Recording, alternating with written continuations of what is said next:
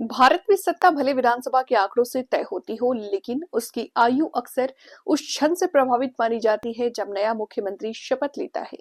राजनीतिक निर्णयों की भीड़, मीडिया की भागदौड़ और गठबंधन समीकरणों की चमक के बीच एक तत्व हमेशा पृष्ठभूमि में काम करता रहता है, मुहूर्त। यानी वो सही समय जब सत्ता का नया अध्याय आरंभ किया जाता है। ज्योतिष की परंपरा मानी जाती है कि राज्य का जन्म उसी समय होता है, वही क्षण आगे चलकर पूरे शासन की दिशा स्थिरता का आधार बनती है।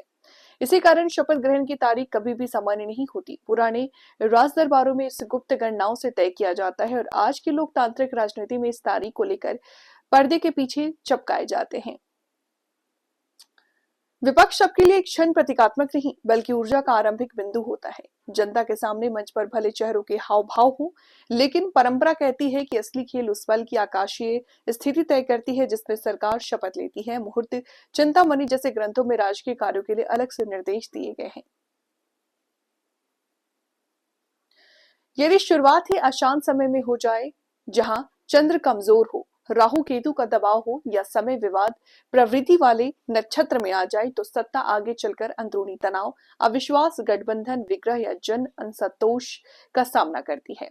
हालांकि ये कोई राजनीतिक गारंटी नहीं, लेकिन इतिहास में कई उदाहरण हैं जहां शपथ के समय प्रकृति बाद में राजनीतिक माहौल में मेल खाती दिखाई दी।